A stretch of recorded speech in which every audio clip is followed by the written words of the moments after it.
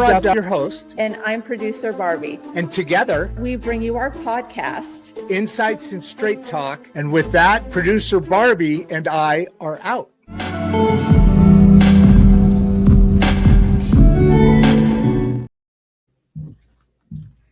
Oh, hey, how you guys doing, man? I thought I'd show you this before I'm going to take this off, obviously, but I thought this was a good time to, I've got a series of hats that I wear, and now and producer Barbie, I promise I'm taking it off here in a second. She made me shave my head. I do it every once in a while, and she likes that look.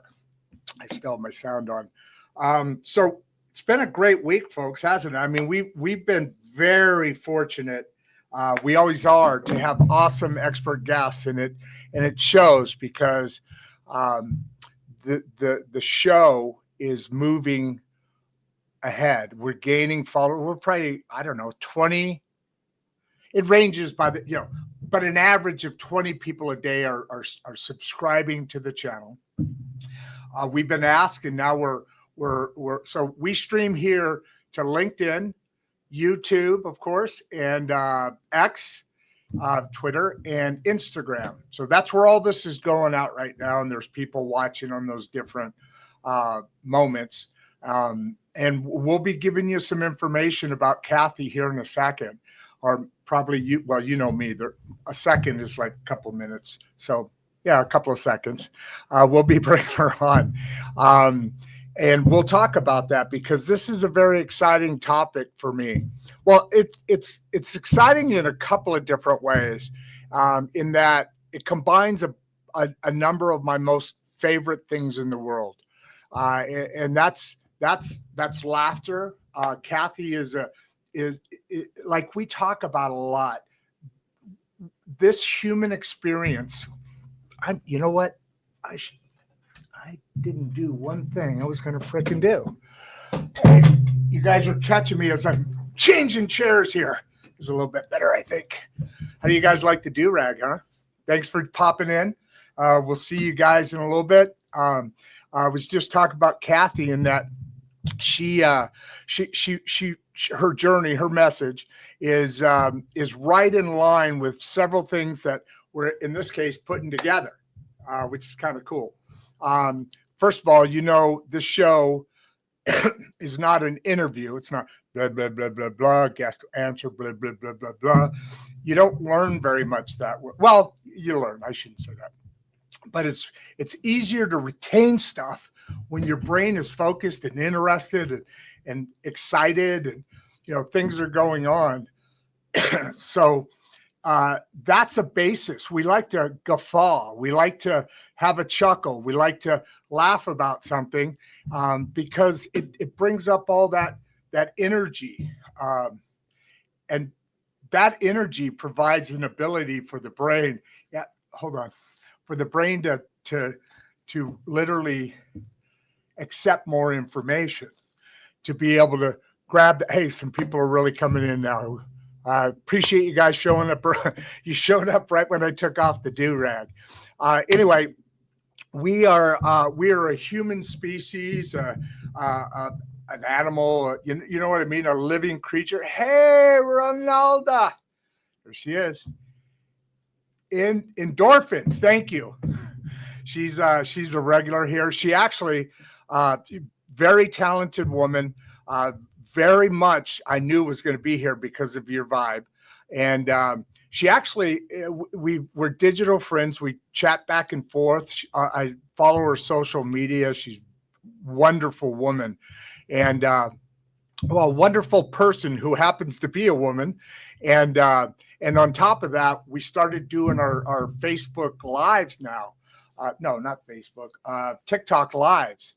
Well, by popular demand, we started that. What was it, about a couple of weeks ago only, Ronaldo, right? And she moderates over there. It helps me, and because TikTok, man, it comes in like drinking water through a fire hose.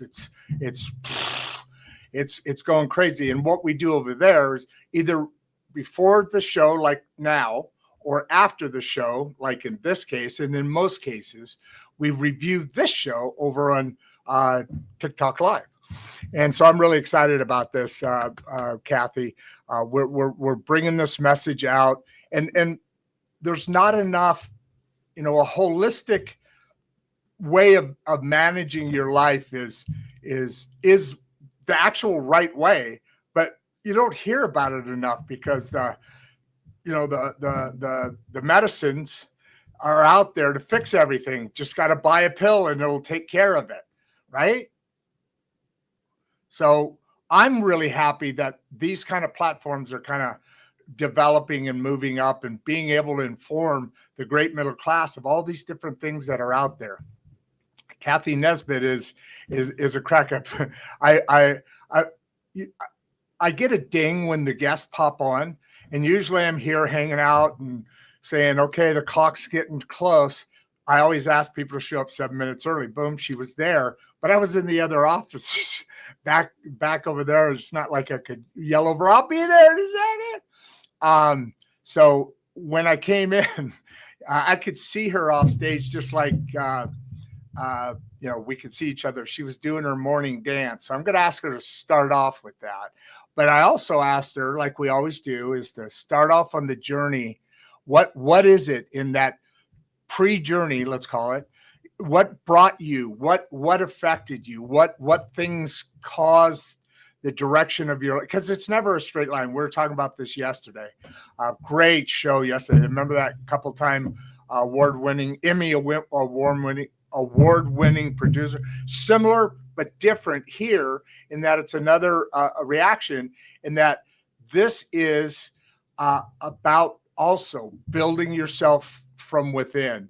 And one of the things she uses is the effect that laughter has on you. So I think I have my newest best friend in the world. How are you doing? So, you heard my sloppy little intro there and all that good stuff.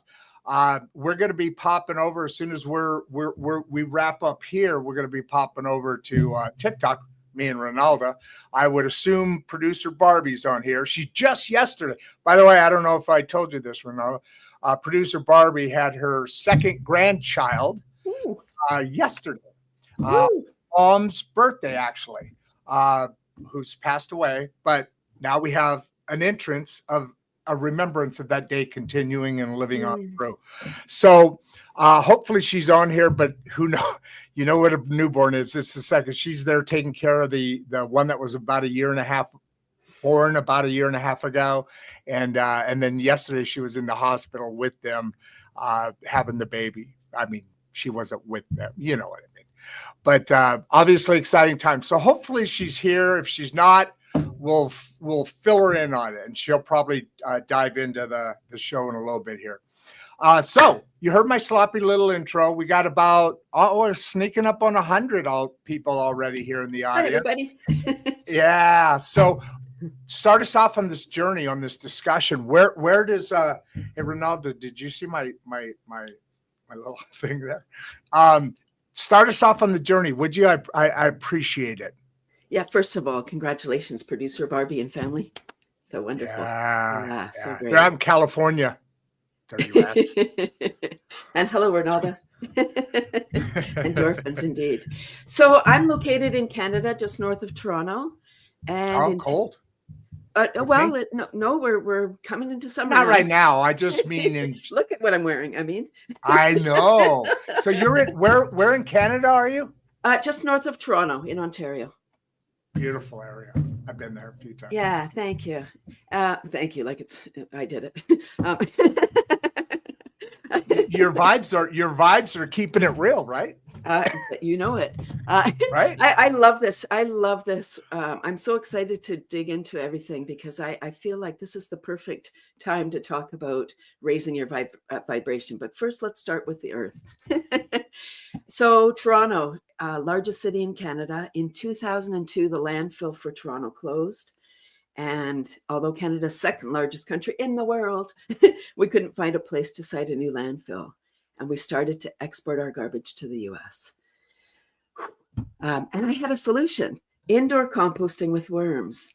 And so I started my worm business. It's the 23rd anniversary selling worms by the pound for indoor composting. Like, who doesn't want worms in the house? I'm not going to let you get away with this. Hold on. You dirty rats up there up north are dumping, you have been, and I guess still do, but we'll get back onto the composting, because I actually did that for a long time. It's really cool. Garden compost, had some grapes here in Illinois.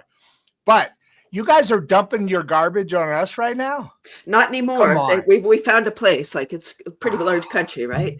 Yeah. But here's the thing though, Rod. Yes, trucks were going from Toronto area to Michigan, but they weren't coming back empty. So what the heck what were you exporting to us? I don't know. For sure those trucks weren't coming back empty. So there was a trade back. Okay. So we're saying, okay, we'll give you this, you give us that, and we'll dump it all over Michigan. It costs a lot of money. It costs a lot of money for the privilege to export our garbage. And really, like, shame on us all, right? Shame on us for exporting our garbage. Shame on Michigan for accepting our garbage for cash. Come on. 100%. Yeah, no doubt. I mean, and here we go again. The leaders of, in this case, Michigan, making decisions that probably aren't the best decisions for the constituents they have. Let's get back on track here, but I just wanted to close that up because you made a great point. Yeah. So this the worms. So that was the first thing that caught my attention, because I don't compost now, but I have for great deals of my life. I've done a lot. I'm a big nature and animal lover, and I'm very into that. And it's funny you said the earth first, because whenever you need to get grounded, right, that's where you go, and we'll get into all this, right? The standing barefoot in the grass, for instance, is the thing that producer Barbie taught me during the time that I had a break. Yeah. And so that's all real. All this stuff, some of the color I didn't put in between the layers in your intro. I'm kind of throwing it now. So go back to the worms. You have a solution that obviously at this point so far, although it's becoming much, much more accepted, prevalent, great word. Thank you. So going with the worm story, what are the worms doing now? What'd you say, 15 years? 23 years. 23. Selling. Wow, that's amazing. That's impressive. And I don't have repeat customers. Like, I'm an accidental entrepreneur. I have no idea about business. But I'm still standing. Yoo-hoo! Yeah. That's the truth. And that's the truth. That's the truth. I just trust that I'll be provided for. And so I am. And I love speaking. So early on so this is indoor worms, right? First of all, worm is a bad word, right? It's got a negative connotation, like, oh, now you've opened a can of worms. Yay, can of worms. That's what I say now. And then I go, oh, sorry, I know it's a bad thing. Yeah. No. Yeah. Right. Tapeworm, computer worm, right? So worm has a bad energy. Words have energy. And I have a psych degree, so I'm fascinated by people. I jumped into this because I'm like, oh my God, all that, like, what are we doing? Shipping garbage. What the hell? Like, why don't we turn this, like, if we call it garbage, that's what it is. If we call it something else, a resource, it's food for something else. It's food for worms. And we take that food scraps and give it to the worms. They turn it into their worm poop. It's black gold. It's not nature's natural fertilizer that we can just put in our gardens, and then our plants will grow naturally. So beautiful. And it closes the loop. So we don't need to truck the stuff around. It's done on site. So my goal was worms in every living space, worms in every house, every classroom, not just one worm bin in the school as a project. Worms everywhere with intention, worms in every business, every community center. Wherever there's a blue bin, a worm bin. That was my goal. I was like, okay, let's go, underlay. And then so wait. Okay. So let's fill in a couple of things here. So I get the blue bin, the recycling bin. I think they're brown and blue down here, right? For what can go in the ground for brown, and what can blue for the other. But the worm bin. So before I want to ask you about that for a second, what that looks like. But also one other thing about worms, right? You said they grow up, they dig through the ground as they're eating and aerating, all that to go. And then they feed the robins when it starts raining, but that's a whole nother thing. But you're right. It's as you're thinking about it, their poop is just fertilizer. And what does that look like? And then what is a worm bin like? Are you setting out? Are you receiving worm bin? What's that mean? So my goal, because I didn't know anything about business, was everybody have a worm bin. Right. The individual. People always ask me, can this be scaled up? Like, can the government do it? We know the government doesn't. They're not in business. They don't know how to do stuff. Why are we fobbing everything on the government? What if we just do it, right? So that was my goal because, Anyway, I didn't Okay, so clearing up that middle picture. Okay, I get it. So it's not what I'm thinking is on the curb, blue, brown, and a worm bin. But what you mean is blue, brown, and a worm bin. In the house. Everybody. Gotcha. I was thinking, are they dropping the worms off? Or you? I just want to make sure I had that. Oh, thank you. Go okay. ahead. So just like regular composting that you do out in your own backyard, this is done in the house. And you think of back to Toronto, 6 million people, half live in condos, townhouses, places without space to do outdoor composting. And that was my goal for people that live in those spaces, although it's open for everybody.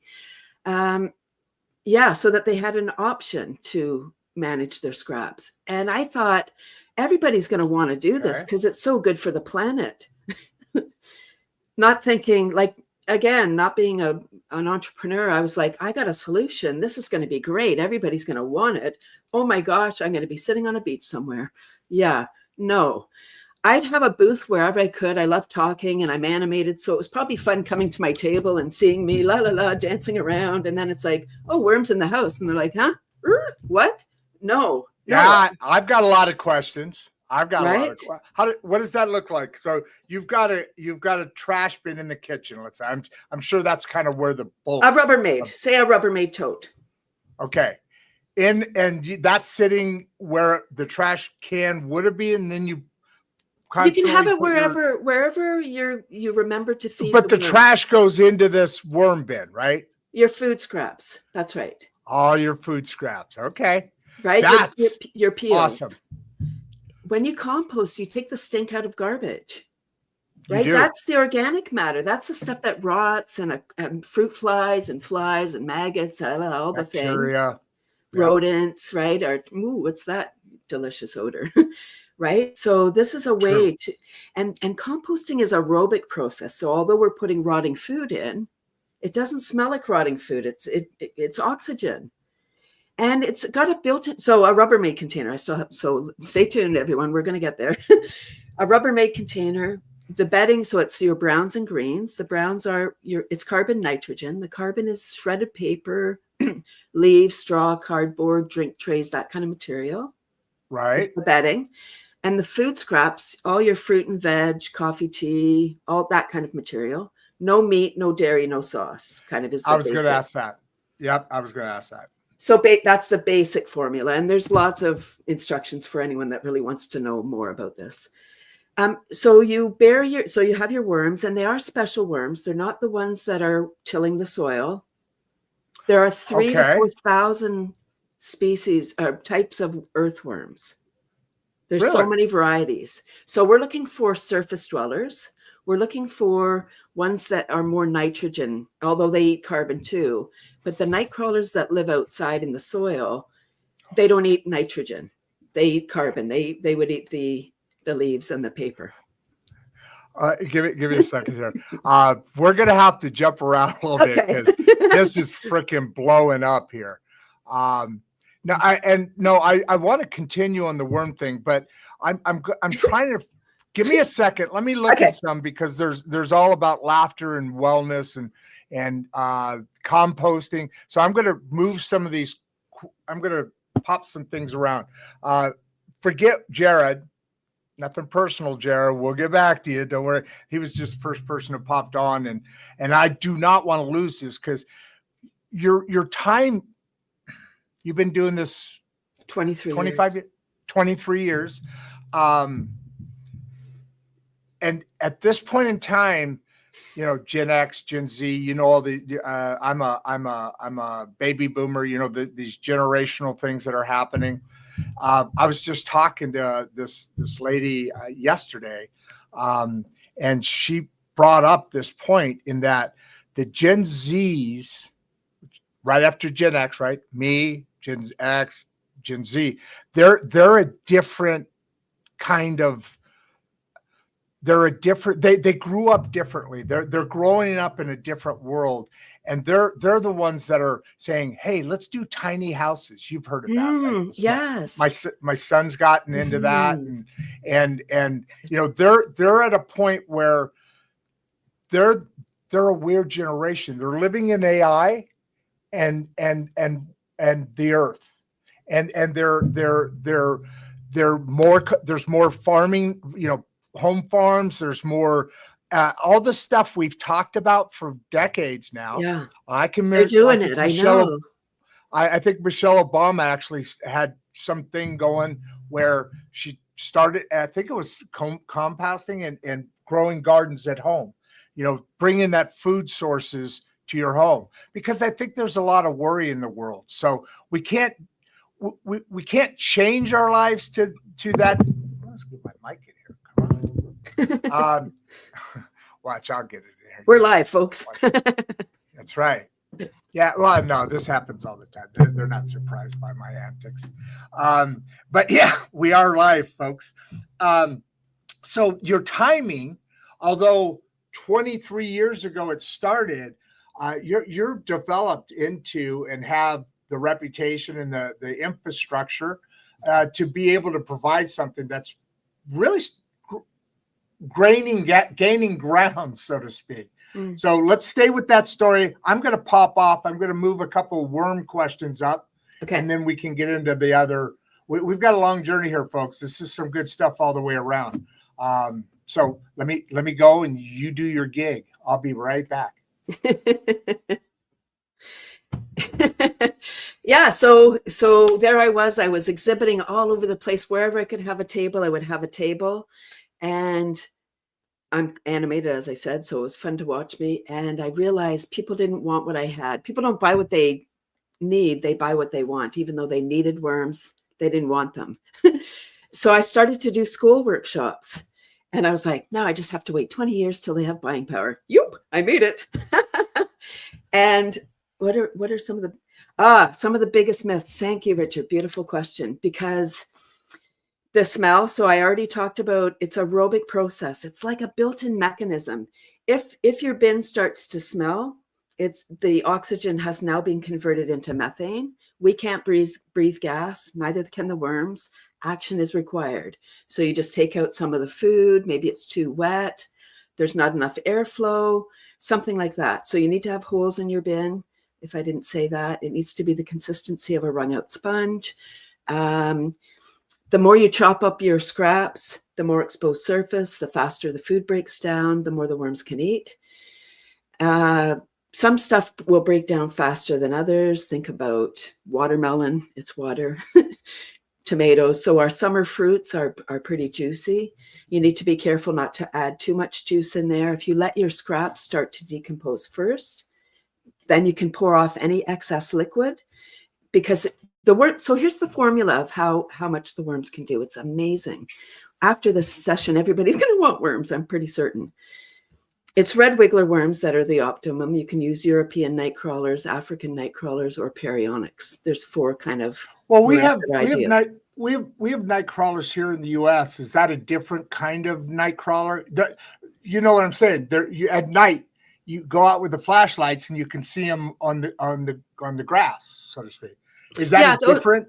Those are the like the bait worms or the dew worms. Yeah. So, yes. They're the plows of the soil. So they're not optimum for a composter because they burrow down 4 to 6 feet below.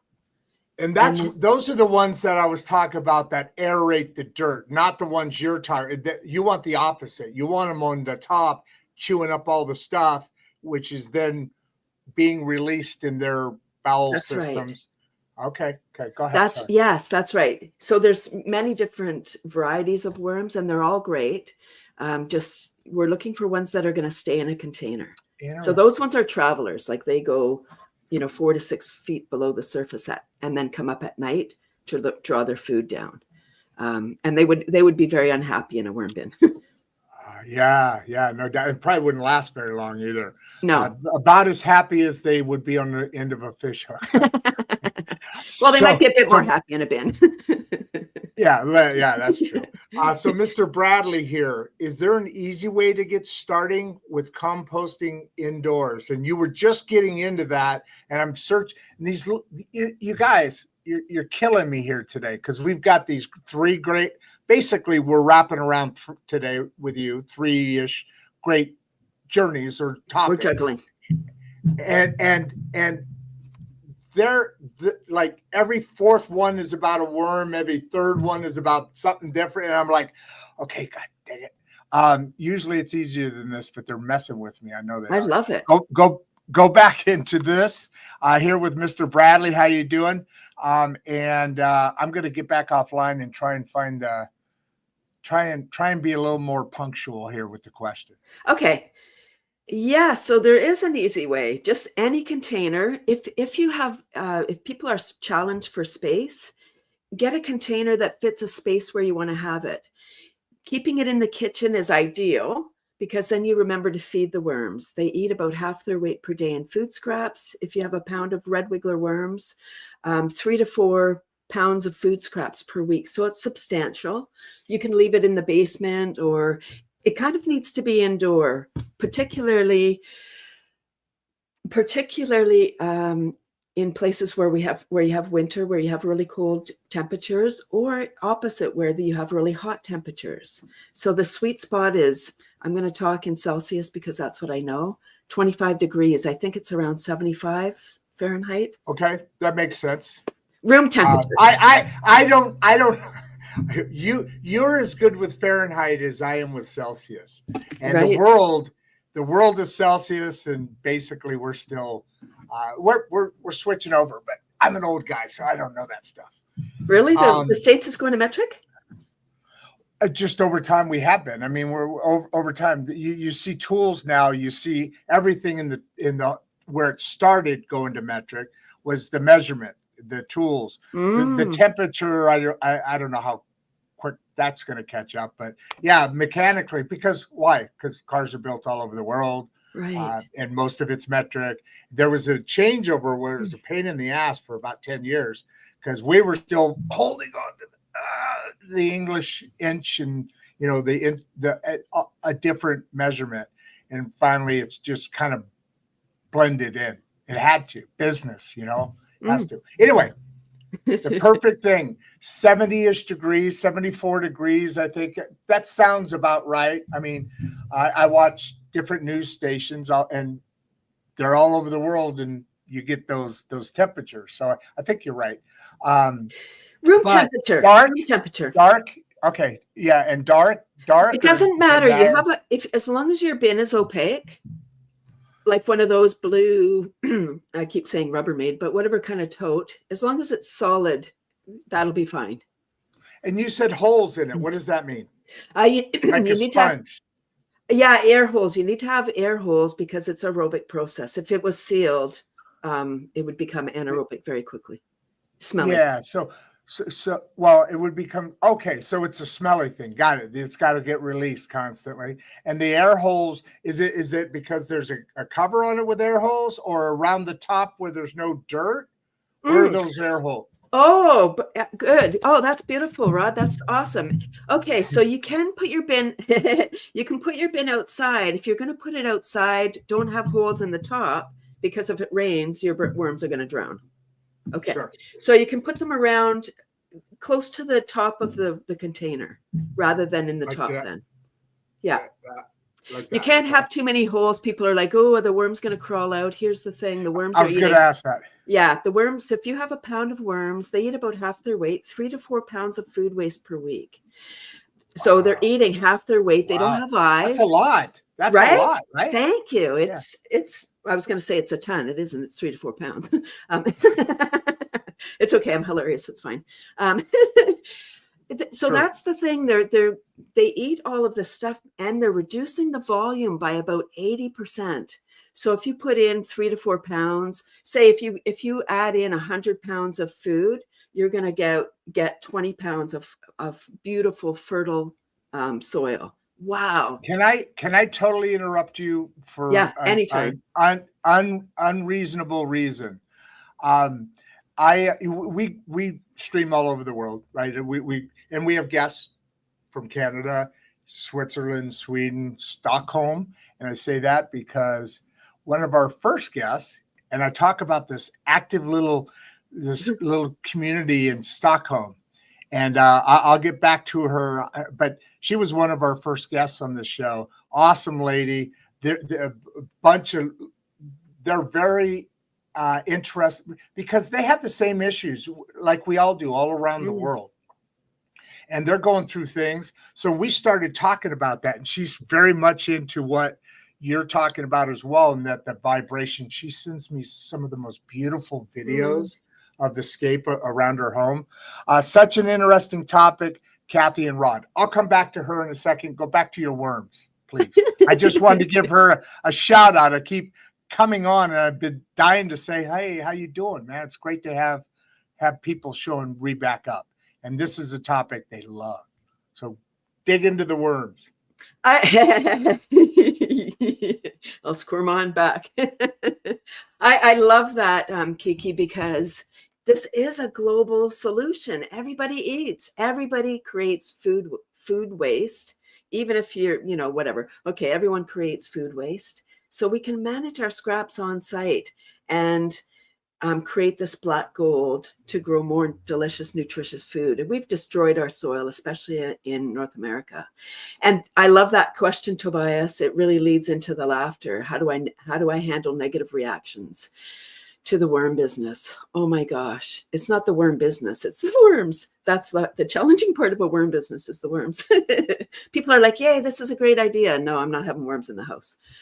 So laughter, it really has helped me overcome the reactions. I realized that I also have a psych degree. So I realized people may have been traumatized as children after a rainy day. Somebody chased them, a sibling, a fishing incident where the green goo from the worm, something might have happened as children with a worm.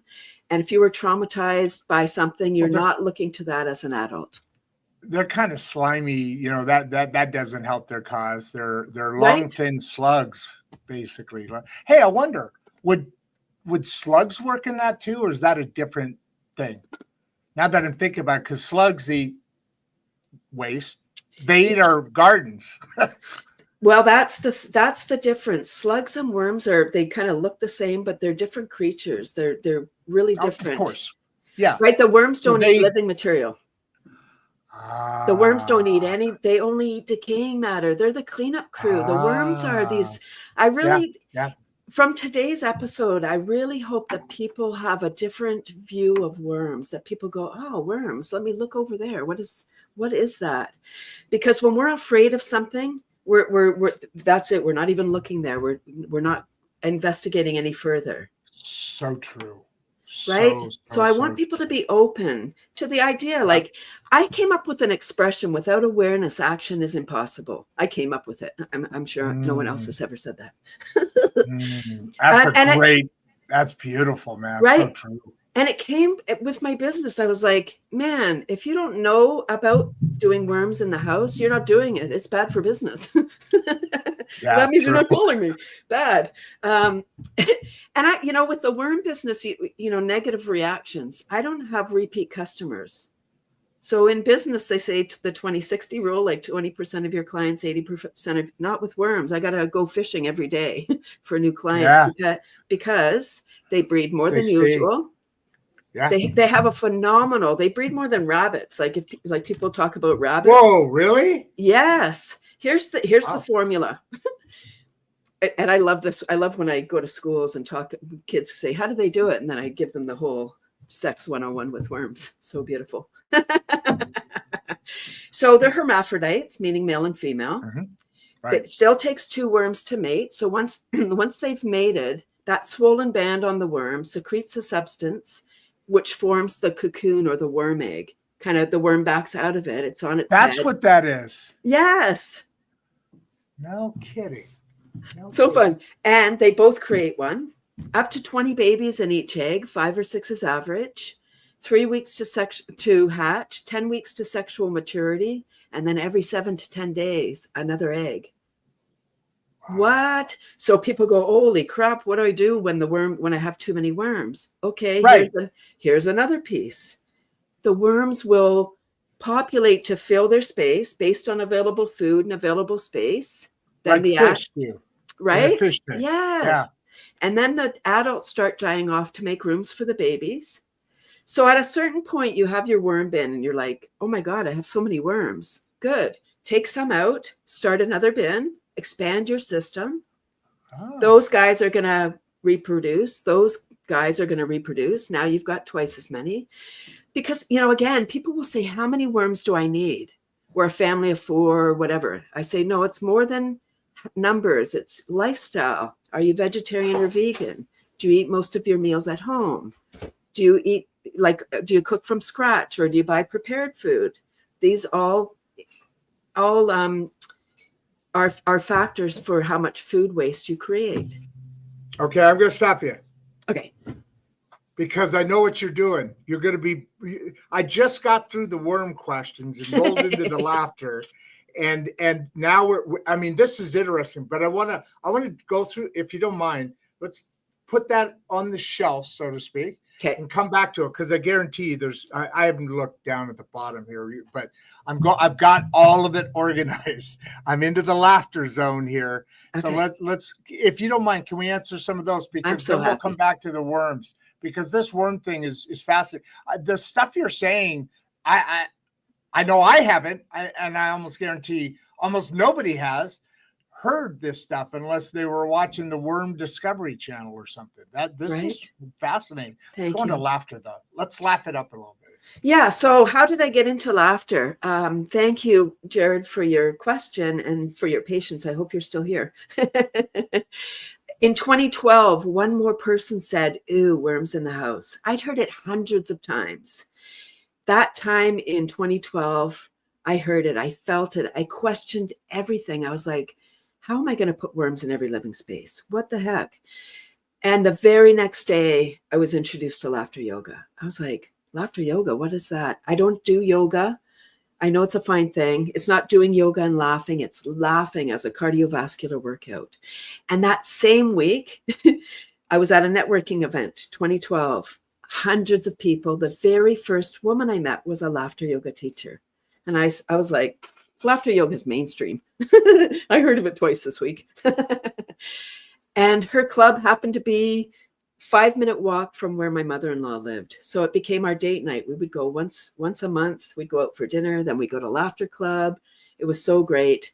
And it was kind of a hobby at that time. What benefits? Yes. It was kind of a hobby at that time.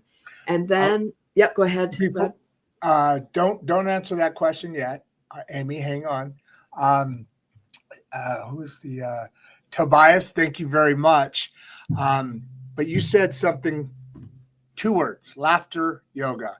First, is that a big thing now or then or whatever? And I've never heard of it. And I can imagine what it is, but you're probably, over exaggerating laughter to create that that's an exercise. Your body's working.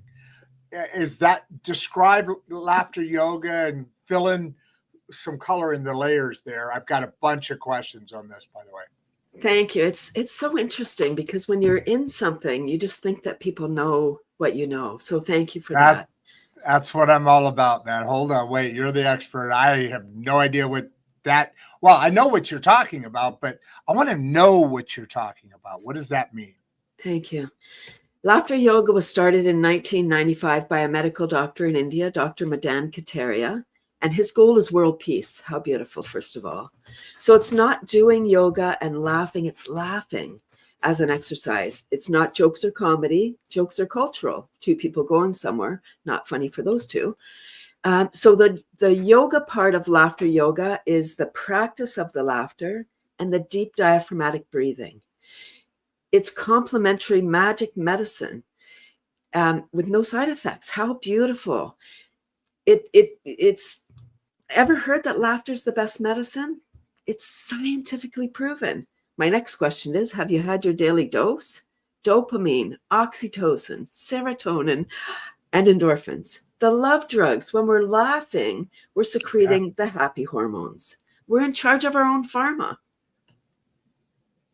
Oh, good sentence right there. Because that's pharma is what really is kind of making us unhealthy. I mean, like I said earlier, here's a pill, it'll take care of it. So you're saying your body's your own pharma. It's the best one there is. And those chemicals being released are that pharma.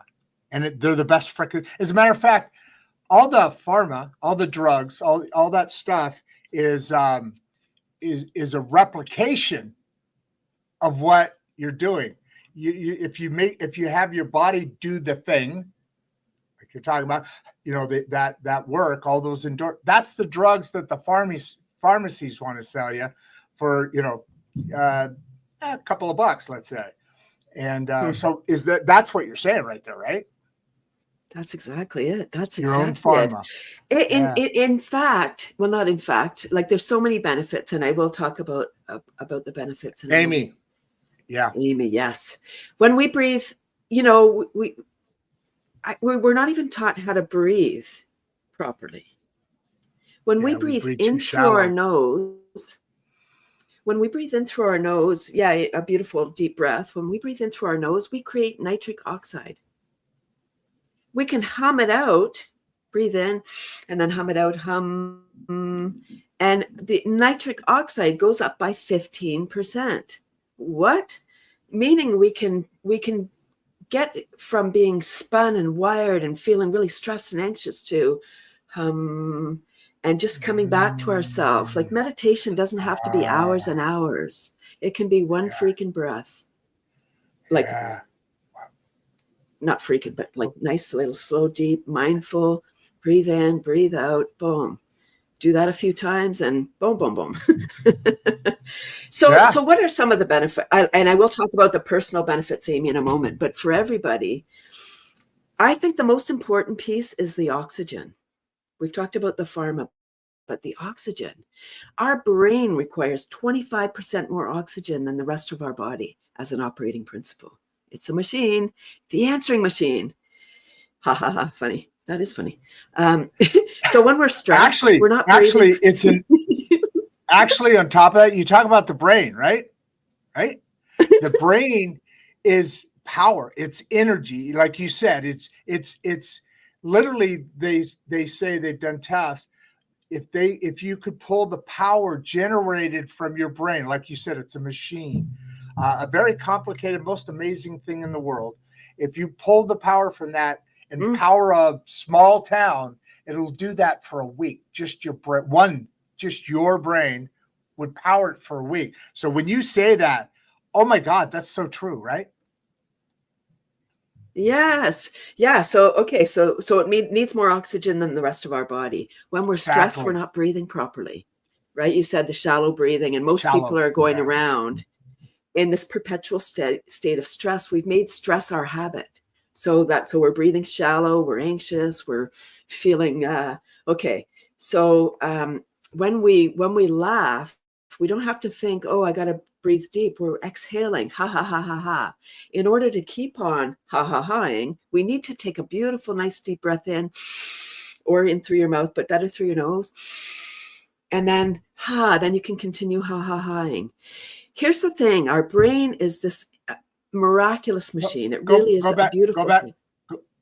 Go back for a second. You know what? You said we've got about 2 hours. we're gonna use it. We're gonna be here for a bit. But what does that ha ha ha look like? Because I've heard this somewhere, and maybe it was you, or maybe it was that guy from. But what does that? Just do, if you don't mind, for us. Ha ha ha. That's what you're talking about, right? Yes. What does it look like? What does it look like? So so when we're like when we're doing laughter yoga, you mean? So laughter yoga, or no, what?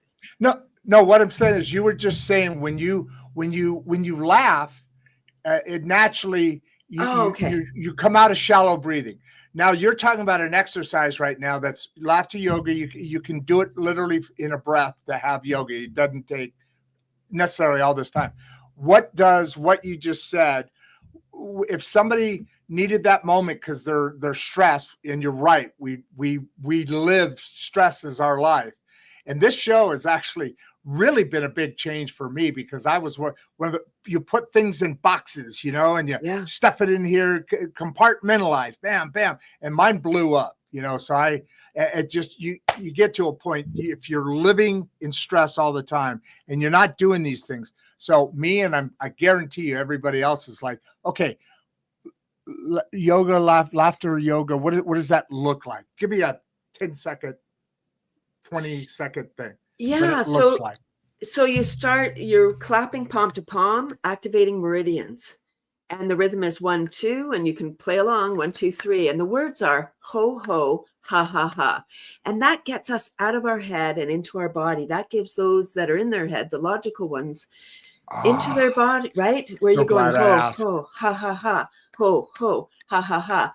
Then it's not like just laugh. Like laughter professionals, all the laughter people are just like, we just come together and we just laugh, ah, ha, ha, ha, ha. Because the body doesn't know the difference between real and simulated laughter. How wonderful. So we can, like our brain does, right? Our ego's like, hey, what are you doing? There's no jokes. You want me just to laugh? That's ridiculous. Maybe some people come to the club that have been dragged there, and they're standing like, they literally have their arms crossed, like there's, what the heck? And they got the scowl on their face, and it's hilarious because it takes a lot of energy not to be into the energy. It's contagious. Laughter is contagious in a good way. Yes, absolutely.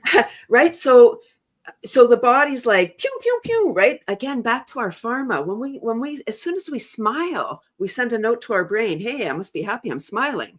So you can trick yourself if you're feeling like anxious or depressed, or like you don't feel like smiling. Smile anyway. Just smile. Just start with a smile. Like maybe laughing is a little bit of a stretch at this moment. So just smile. Okay. Okay. How does that feel? Because you'll feel different. Your body will be like, okay. And then you had a giggle. Pew, pew, pew. I wonder if I'm going to wear out my dispenser.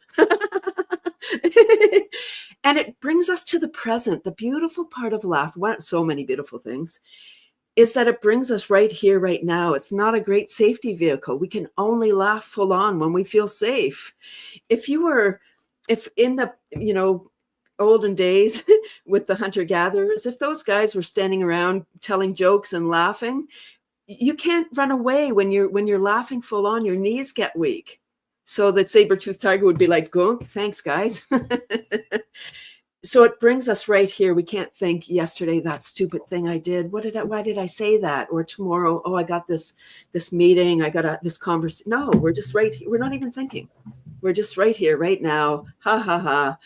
And it's so magic. And I can't describe. So what personal benefits? First of all, now when somebody says, "Ooh, worms in the house," I don't take it personal. I think on a certain level, I took it personal, like, "Ooh, Cathy, you're gross," or "I don't like you," or something. I know that sounds shallow, but it must have been like that because it would affect me. And now it's like I have this laughter shield, and I go, "Okay, you're not ready, not yet. See me in 3 years. You'll be ready, maybe." Yeah, there's a different approach to life depending on how you receive life. They say that the world is completely different to every single person because you're viewing the world, right? You're experiencing the world. You're viewing the world through the eyes of everything you've learned, which is totally different. And from moment to moment, it looks different if you're stressed, if you're messed up, if you're whatever, versus the day you're just, man, shit is good.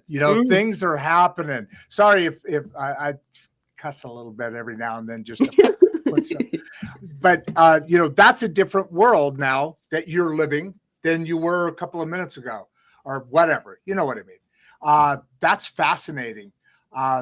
That is exactly what you're talking about. You can actually design. Let me give that. You can actually design your own world.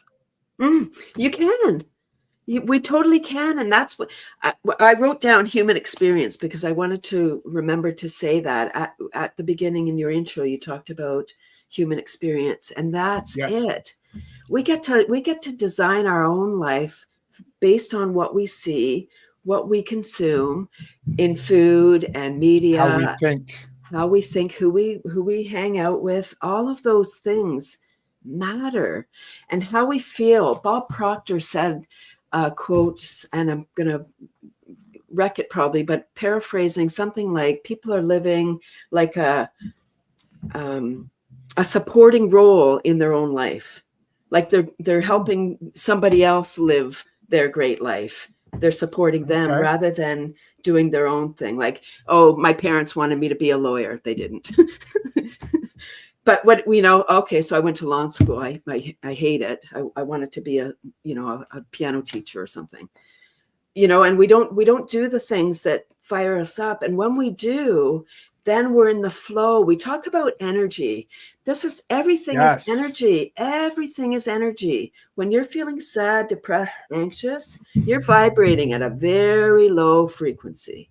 When you're laughing, you're like, you're like one of those things that are blowing up in the wind, those floppy dolls, those floppy things, to attract attention. That's you. And that's me. Because I'm flying around people. Whenever I go out, people are like, wow, you're having a good day. And then I hand them my laughter card. I'm a laughter teacher. I hope so. It's my life.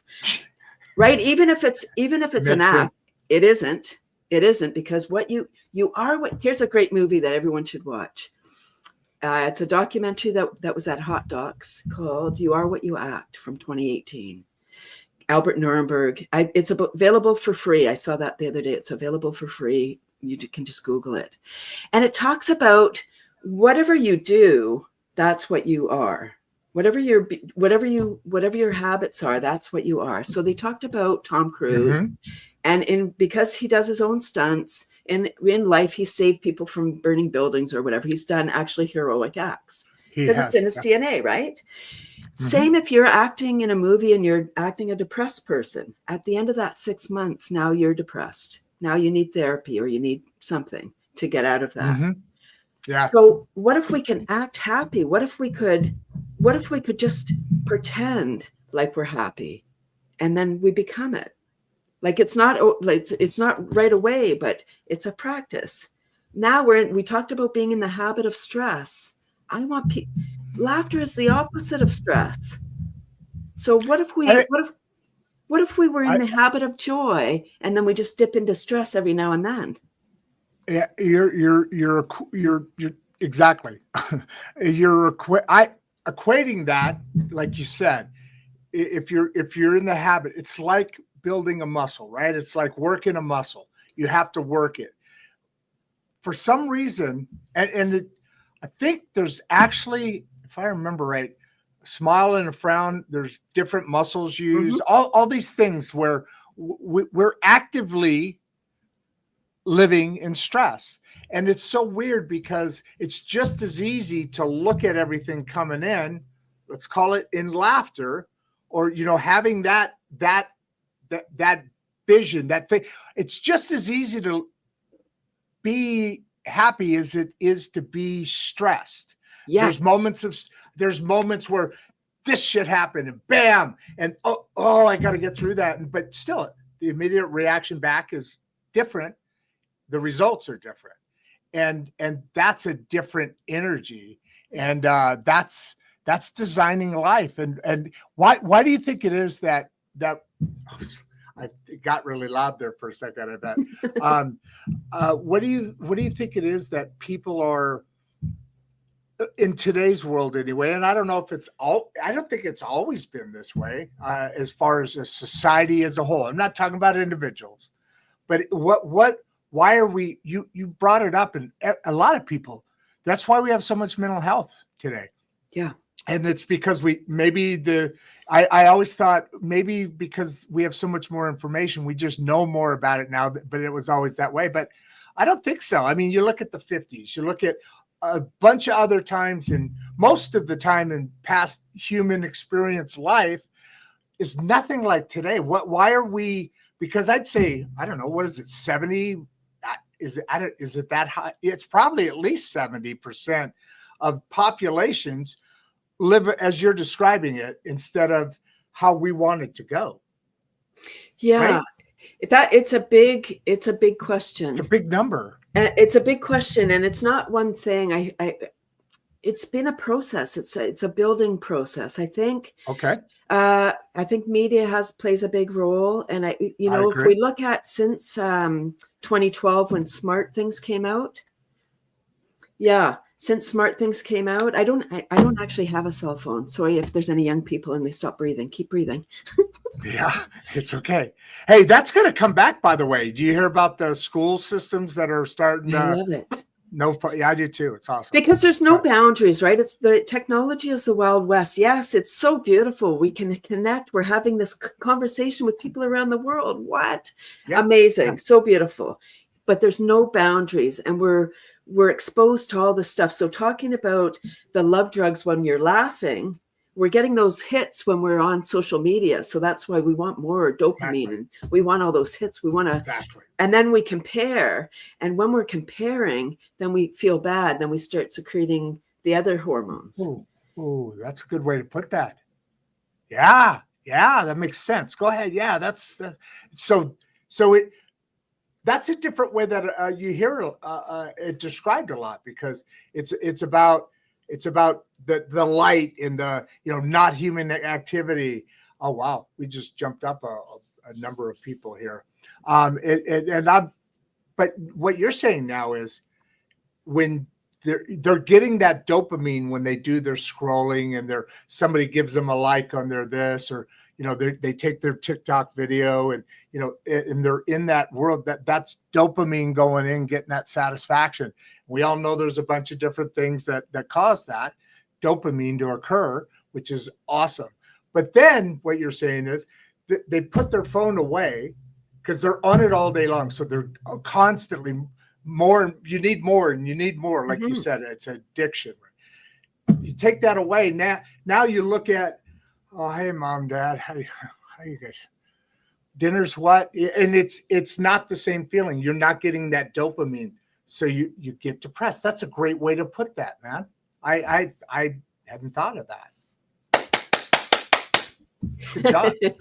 Why do you think people underestimate the power of joy and wellness? That's kind of why I wanted to do another circle around what you just said, because that was a huge comment. That was a huge observation. That was dopaminic.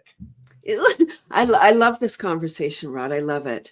Thank you, Jeffrey, for that question. It really ties into living in this perpetual state of stress. So people are like, oh, you can't always be happy. Exactly. Of course, that's true, but we can always be joyful. Happy and joy are different. Happy is conditional. Like, oh, I'll be happy when I pay my mortgage. Oh my God.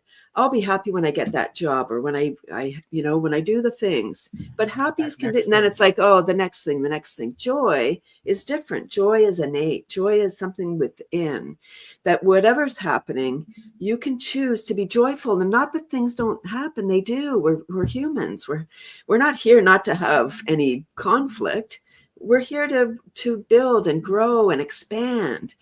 So when we have those experiences, what we do is we hold on to those things. We have a trauma, like in wild, an animal will be chased, like a rabbit gets chased. If it survives, it goes and it shakes. It's like, what was that? That was, oh, thank God I lived. And then junk, and then it goes and eats some clover. That's not what we do. We hold on to this trauma like it's a badge of honor. Like, oh, yeah, that thing. Oh, And even, if we trip on the sidewalk in public, we jump up like, no, I'm okay. I'm okay. Like, are you okay? Really? Like, you just fell. Like, that looked brutal. yeah. Right? But We are a really hold on. strange species. We're a strange weird. species. It's this part. Yeah. It's this frontal lobe. It's so great because all the innovation, it's so wonderful. And so back to the question about why are we doing this? So I think social media and our devices is one thing. On another, we talked about pharma, but because we spray our food, so it starts with our food is broken. We're eating a lot of processed food every now and then, no big deal. But if it's our habit to every day be consuming this stuff because it's convenient, I recently heard the expression, it's the pursuit of convenience that's killing us. I think it's a combination of things, to be honest with you. I think it's yes, we're a lazy species, a cause of convenience. I get that. I mean, I'm really starting to consider having all my groceries delivered to the home, not because I don't want to go out, but it's just a cool thing. But on top of that, you got to remember, governments have been, and I'm just going to edge around some political stuff here. Yeah, thank you. That's not what we're talking about. But governments have been around. The first government society was 3,000 years ago. Back in those times, and so for 3,000 years they've been practicing how to. Because let's face it, a government sets up schools and this and that, so it'll be dependent upon by its people. Yeah. And so there's a lot of what you're saying is exactly true, because we're lazy enough to put up with it. I think there's some pushback now about the food, because that's exactly where it all starts. Big companies make profits by doing certain things, and then supported by legislation, which is, all this stuff kind of ties together to build a mega giant, a funder of money. And a lot of the food companies are the old cigarette companies.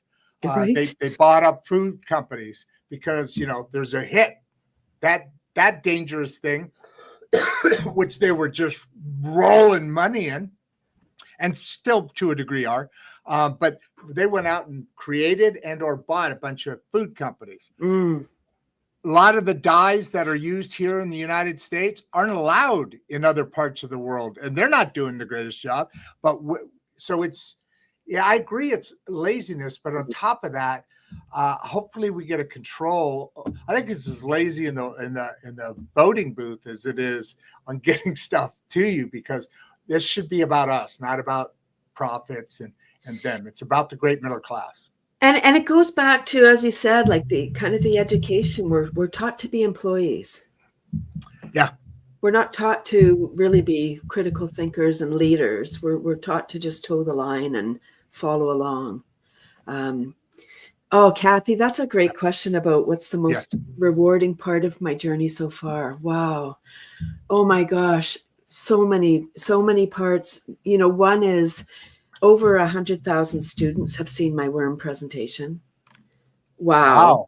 What's the age group? What's the grade group? It's a lot. School. It's a lot elementary, grade school, but I do university. So my workshops are pretty much the same. Like, I talk about you do this, you do that. But then as we go up in grades, I talk about the impact that the worms are going to have, like the global, the stats on how much the worms, right? They can do manure management. They can do sewage sludge. They can do soil remediate, right? I mean, talk about worms. Come on. They're magnificent. Darwin said they might be, in fact, be the most important creature on Earth. I'm just saying. One of the really things that I was really moved by, I was doing a lot of exhibiting, and I went into a grade 3 class. And so, because it's 20 years, I was exhibiting, and this man came up to me and this young man, he said, "You came into my grade 3 class, and because of you or because we had worms in the class, I'm now an environmental lawyer." Like, what? Wow. Wow. That's huge. We make an impact wherever we go. I'm not anything special. Everybody makes an impact. Every time you smile at someone, or you frown at someone, or you hold the door, or you don't, you're making an impact.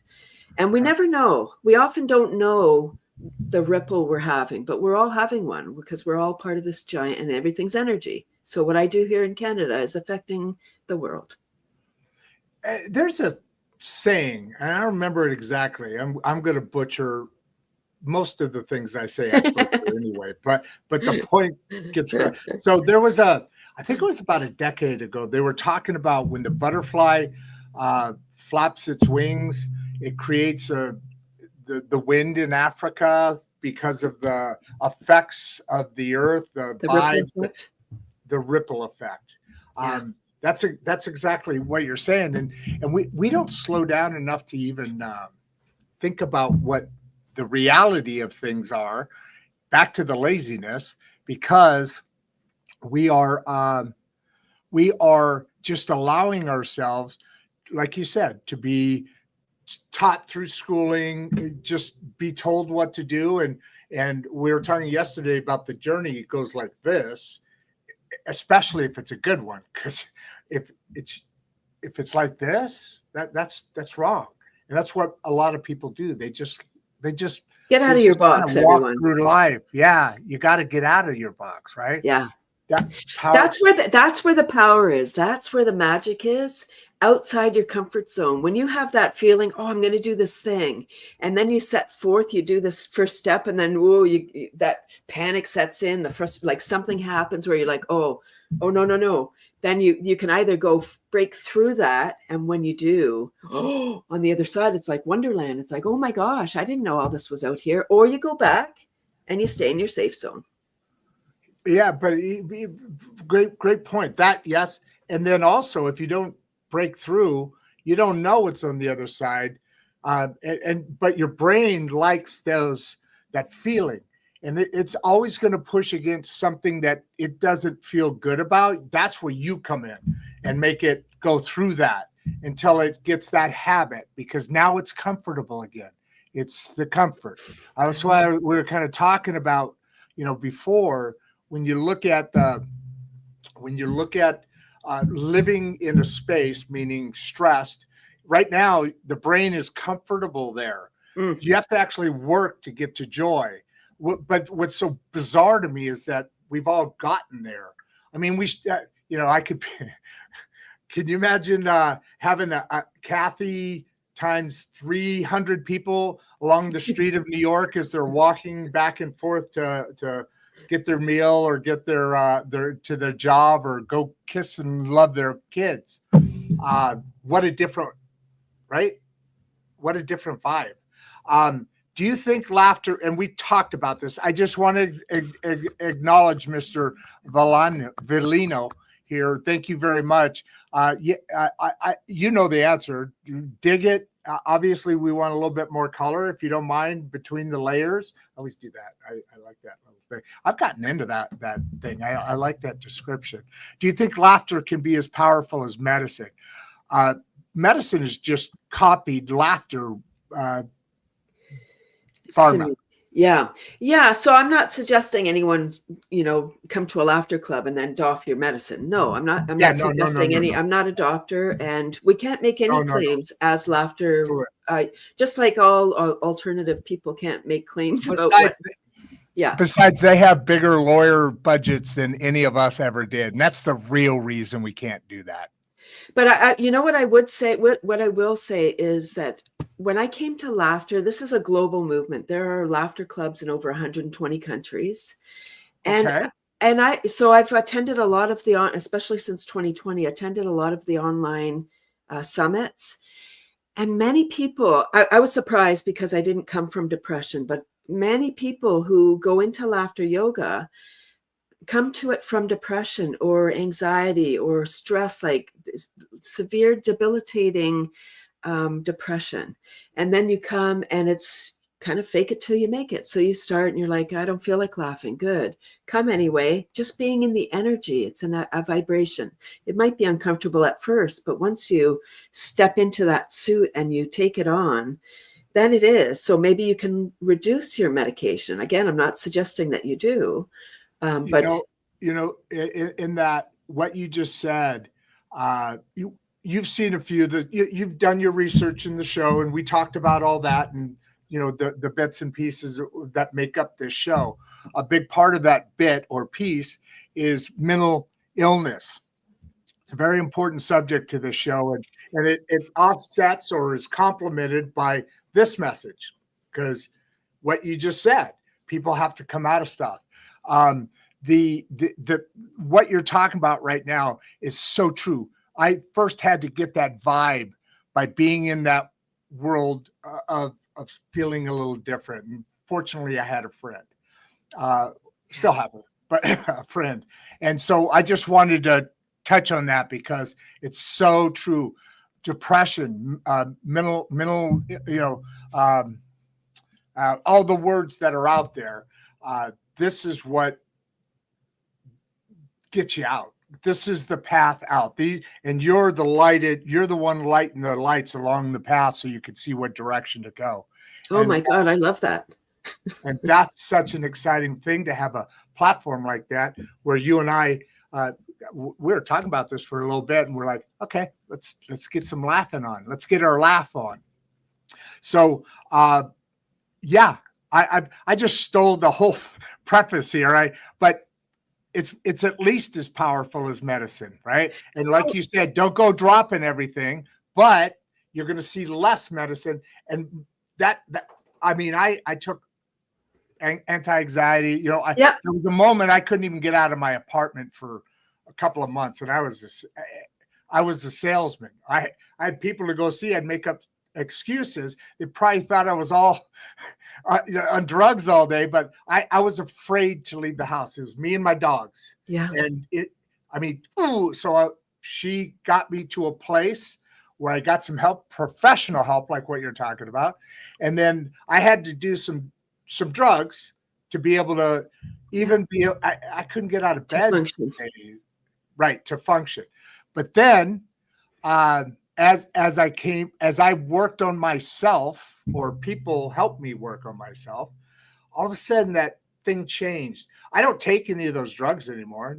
And I was under the impression I was going to need that the rest of my life. But it's this vibe that changed. My own pharma. So get back in. I just wanted to touch I wanted to say, I don't have children. And when I started to do school workshops, gosh, it was a few years in. And one day I was at a school, and it was either recess or lunchtime. There was a whole lineup of kids going to the office. And I was like, oh, what kind of school am I in? This must be a bad one. All the kids are waiting to see the principal. And then someone said, no, they're getting their Ritalin. And I was like, I was appalled. There must have been like 20 or 30 kids in line. I was like grade school kids, all in it's like, no, like all of those. What? It's getting worse too. It's getting worse too. Right. So that's the thing, is we're marketed to. We're like, so it's back to why are we like this? Media, we're marketed to, we believe and it's not our fault. I don't think that we're dumb. I really don't. I just think that we're marketed to, so our brain sees certain things, and the more we see things, the more we believe them. So that's why they replay those commercials over and over and over. And yeah, anyway, so I was appalled, because that's really getting the kids and the families addicted to just taking a pill. Oh, okay, I feel this way, I feel that way. And there is a better way. There's tapping, brain gym, qigong, there's moving your energy. Everything's energy. So it's really for us to look inside. When we get to a point, like people go, oh, I've hit rock bottom. I don't want to hit rock bottom. I don't want anyone to hit rock bottom. Why? No, just go from where you are and know that you could get better wherever you are. And when we laugh, again, we're totally present. We're secreting all the love drugs. We're connecting. We're making eye contact. We're playing like little kids. We're not even thinking about anything except joy, just like right here, right now, just magic joy. Books or videos? Well, I have You are, when I saw this, we touched on a little bit already some books you recommend, but I know there's some more things you could talk about here in programs and different stuff. What are some things you recommend? Yeah, I really recommend attending a laughter club. If it's new to you, just go. It's not doing yoga and laughing. You don't need a yoga mat. You don't need fancy pants or anything. Just your water, because it's thirsty work. Right? It's not jokes or comedy. It's allowing yourself permission. And a good laughter leader will say to the new group, this might be weird, right? Whenever we do something new, it can be awkward, like, because we're creating new neural pathways. Whenever we start a new job, it's like, oh my gosh, will I know the job? Can I perform? Will they like me? Blah, all the things. So going to a laughter club, the first time I went with my mother-in-law, we did the things like, okay, do this, do that. It's like, oh my God, this is weird. We kept on doing the side eye, like, oh, what's happening? But we did it. We're walking back to our condo after the club, and it was like, oh, that was weird. Yeah, sure was. Okay. I feel great. Me too. How do you feel? Yeah, great. And then we made it our regular thing. And it was like, and what I say when people come to my laughter club, when they're new, or I try to say it whenever I can, at the end of the club, I'll say, notice how you feel for the rest of the day. Your trillions of cells just had a party. And notice how you sleep tonight. I hope you sleep. I hope you sleep well. I hope you sleep well every night. It's really one of those critical things. Yeah. And but someone asked, what is one of the things that I'm most proud of? With laughter, there's so many. One woman came to my in-person laughter club, and she had knee surgery. She said, I haven't slept. So before the club, she said, I haven't slept more than 2 hours a night for 8 weeks because of my knee. Okay. So at the end of the club, I said, notice how you feel, notice how you sleep. 2 days later, she wrote me and said, remember I said I hadn't slept? I slept all night. And she said, when I came home, my 17-year-old son was having an existential crisis.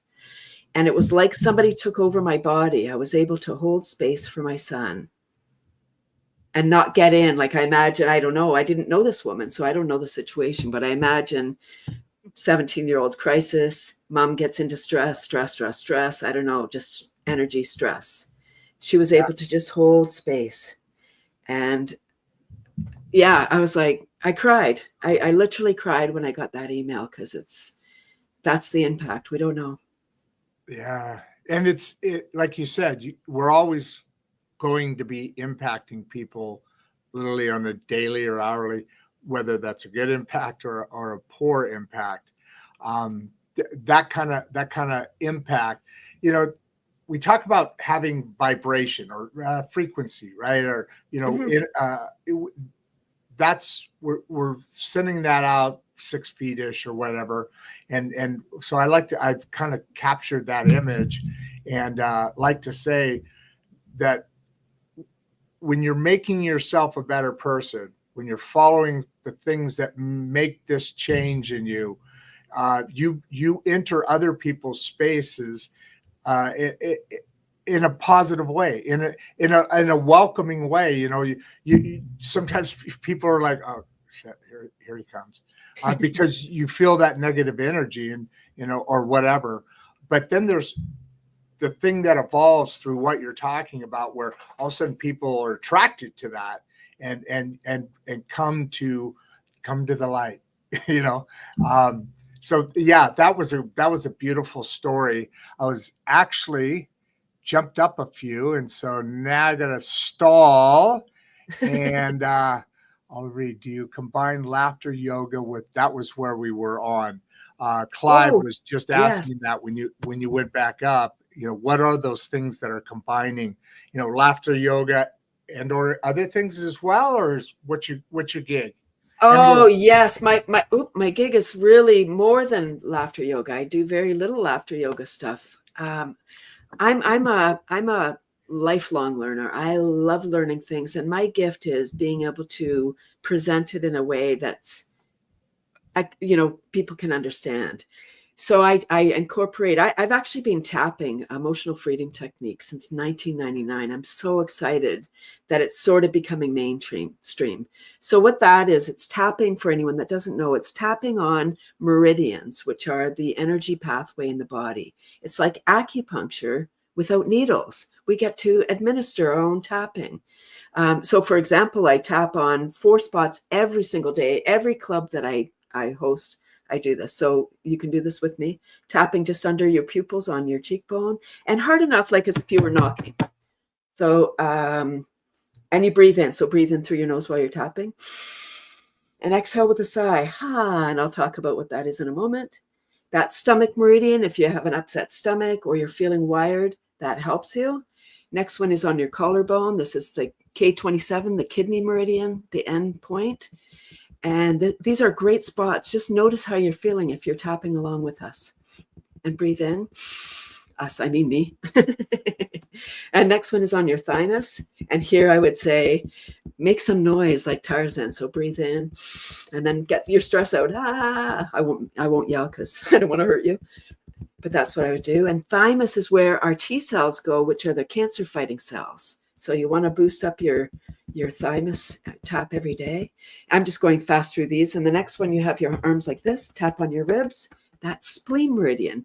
So it's tapping and breathing. So I incorporate tapping, brain gym, qigong, Eden energy. I'm always learning. So laughter goes with everything. It's really complementary. And so I make it into a game. So the laughter yoga part, there's about 40 foundational exercises. Like you have laughter cream, let's say laughter cream. So, hey, folks, there's a new product on the market. It's called laughter cream. Yeah. Is there such a thing, or are you just doing an example? It's just an example. So laughter cream comes in a pump. How convenient. Wow. So you pump out whatever you need, and wherever you put it, it's laughter cream. So you start laughing. So these activities help us to incorporate laughter into our daily life. Like what advice perfect, Danny. Wonderful. What advice do I have? Whenever, put a little label on your body cream that says laughter cream. So then you have a visual reminder whenever you're putting your body cream on after your shower, your bath, whatever. You're like, oh, laughter cream. Ha ha ha. You're in the bathroom. You're by yourself. You can laugh. It's fine. So that changes what you're doing. Back to the breathing. You can always just stop for a moment. I put my one hand on your belly, one hand on your chest. Take a breath in through your nose, into your belly, hold for a moment, and then hum it out. Hum. That brings you and sit. I mean, just sit, close your eyes. When you're humming, let me hold you there. When you're humming, is a lot of times when you do, it depends on how you hum, but are you getting that vibration through the nasal? Is that the humming you're talking about? It can do. Just humming, like humming with your mouth closed, because that vibrates. It vibrates actually. Humming will open up your pineal gland so that we can. That's where I was working. Thank you. Yes. If we actually have our teeth just slightly closed, so they're touching, then that vibration actually will help to open our pineal gland so that we have more intuition. We can get more insight without getting too woo-woo. Again, back to frequencies, vibrations. They talk about the gong. Oh, yes. What that does, right? I've actually seen ones where a little baby was crying. This was in Asia, social media, and the guy gave an example, held the gongs above the baby's head a little bit, and just went, instant reaction. The baby was just crying and turned up and looked and. Total change instant. That was a baby, so obviously it wasn't practiced. But sorry. Dang it. Oh, you choked me up on that one. So what about feeling stuck? We just talked about that. I think I cut you off a little bit. Did you want to change that? Because you got some fans. We're up over 300 now. You got some fans here that want to say hi and all that. But Danny, I know we're in the conversation, but I cut you off. Did you want to fill that in? I Yeah. don't wanna, So the yeah, breathing, humming it out, back to earthing. You can go outside and just get the earth's energy on your feet. yep, And there's science there. There's a documentary called earthing.com, I think it is, earthingmovie.com. And again, it's free to watch.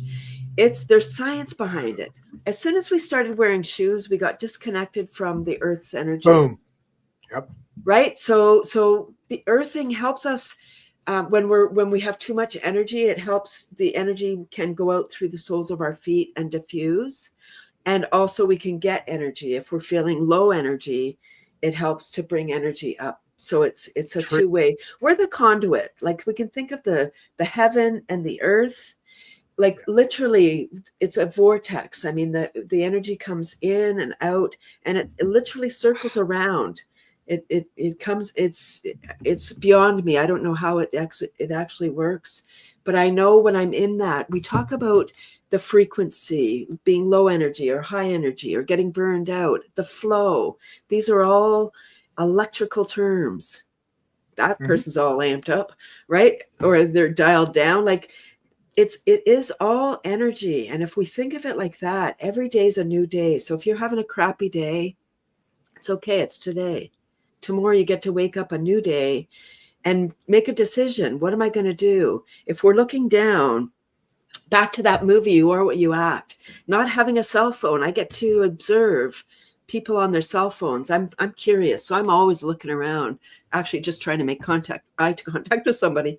It's not easy. absolutely. I do that all the time. Yeah, Yeah. And when we're on our cell phone, we actually have the physiology of depression.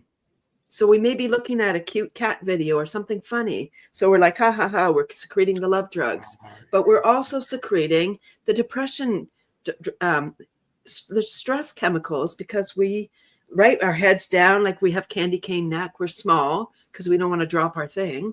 So we're, grasping on. Sorry. And I often see people and I think, man, even if somebody needed help, everybody has their cell phone in their hand. So that's like they only have one hand that they could help you. Like if you went to fall, they're like, oh, well, sorry, I can't help you. it's what happens, literally. And they don't have one hand because the other one is zooming in or zooming, My favorite is when you meet somebody, you haven't seen them for a long time. They pull out their phone and they're like, oh, let me show you this picture. I thought it was right there. And then you're freaking getting dizzy. It's like Blair Witch all over again.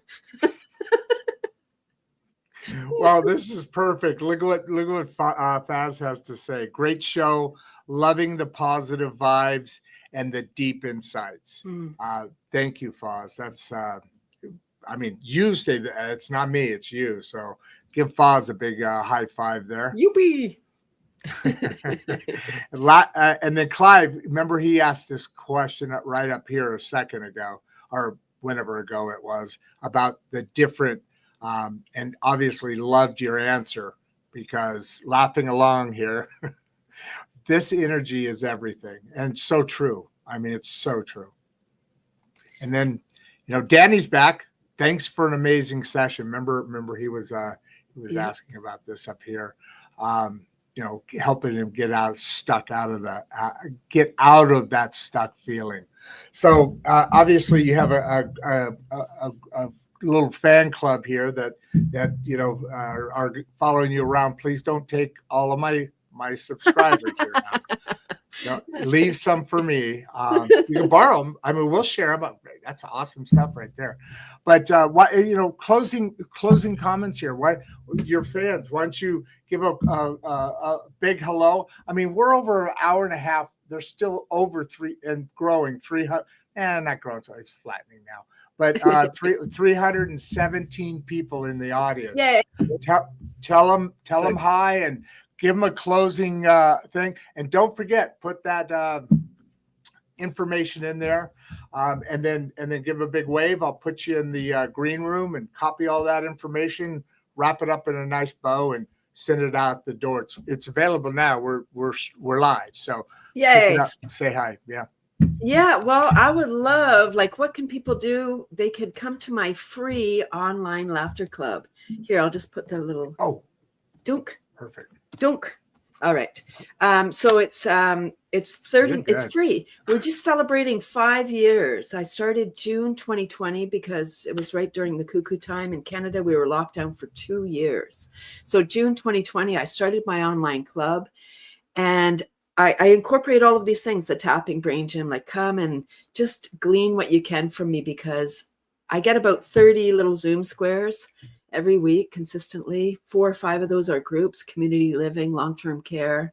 Everybody's welcome. I don't record my sessions, so people are free to come and play and just glean from me what you can. I have a lot of laughter professionals who come because of how I lead my sessions. It's just like, it's so wonderful. It's 30 minutes and it may become your new addiction. I'm just caution, there will be giggles.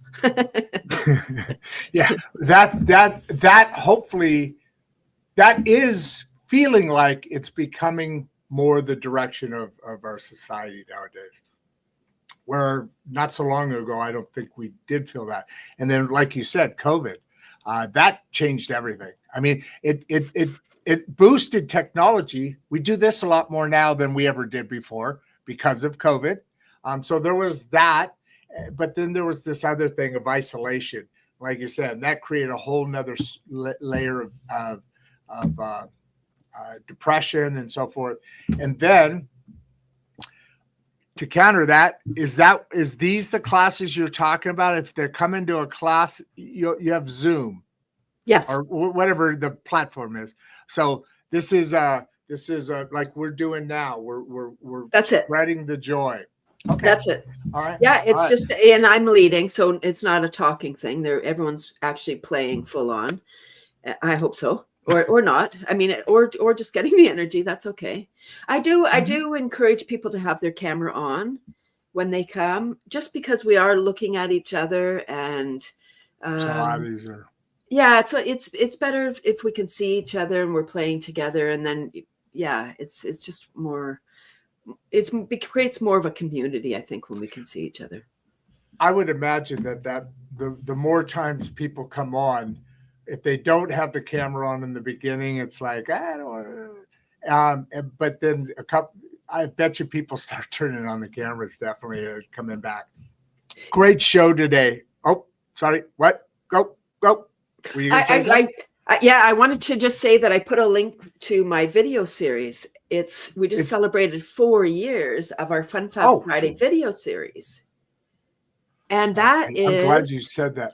Wait. Yeah, that is. Do I have it up there already? Hold on. Oh, do you? I don't know. There's the bottom 3 ones. So there's the Cathy's Club. Yeah. And then the Chuckle Party. And then there's wcathysclub.com /hashtag. Is that everything, or did I miss something? That's everything. That's it. Okay. Yeah. So which one's which? Go through which one's which, and then give everybody a howdy, and I'll throw you in the green room. How's that? Okay. So hang out there for me though. Okay, I will. So the top one is just my website. If you want to know more, there's podcasts on there. There's videos. There's stuff to learn. The second one is how to register. That's the Zoom link to just register. Okay. And that's that where you're doing the instructor, right? You're doing yes. You're doing that. Okay, gotcha. Go. And then the third one is my video series, Fun Fab Friday. It's shorts for fun. And we just went, just 4 years. So it's 200. I think we're at 210 episodes. It's a lot of Fridays. Again, it was our COVID project. It's like, what are we going to do? So, and there's a lot of healing episodes. There may be 20 or 30 where I go through a tapping. I'm like, okay, this is a caution healing episode. They all are because it's laughter, but some are just more. I take you through earthing. I talk about why earth and just different things. Well, awesome show. As expected, it was going to be high energy and a lot of good information. And as you can tell, the audience was drinking it all up. Why don't you give everybody a big wave? I'm going to close it out and come join you in the green room in a second. Okay. Thank you, everybody, for your questions. Thank you. That was terrific. I very much enjoyed that show as you all did too. Still 300 people on. I bet you it'll start dropping off like crazy now. But you know what? The lady is the Emmy-winning producer. She gave me some advice on the show, and she said, the last 5 minutes of any episode, all the information's been sent in. So I'm glad you guys stayed around, and I'll make sure that this doesn't last any longer than 5 minutes now, because we like that energy and that interest that was in the show today. So, Cathy, you were fantastic. Just like we expected, a ball of energy, and it was a nice balance with us and communicating and bringing this message forward. People are starting to drop off, so I'm gonna make this a little tighter, and I'm gonna say thank you all for showing up today. Please subscribe, please like, start viewing the. I think my name over there is Rod 405, Rod X405 on TikTok. We're starting TikTok now to stream there as well, and that's a result of or a review of this show. So very excited about that. Please keep supporting us. Pass everything around. We want to keep growing. We're growing at a great clip, and we appreciate your and Cathy. We appreciate Cathy. We appreciate having the kind of information, experts like you that come on and bring new information or another color, another edge to something that we need to know to make our lives better and more prosperous. I just dropped off to 200. So I am going to, I'm just going to say this. You know the show. I'm Rod Duff, the host of Insights and Straight Talk, along with producer Barbie. And you'll see the video in a second because I'm out. Before you leave, if you'd like to watch another one of the podcasts, click the first link in the description. We love having you here, and we appreciate all your support. And with that, producer Barbie and I are out.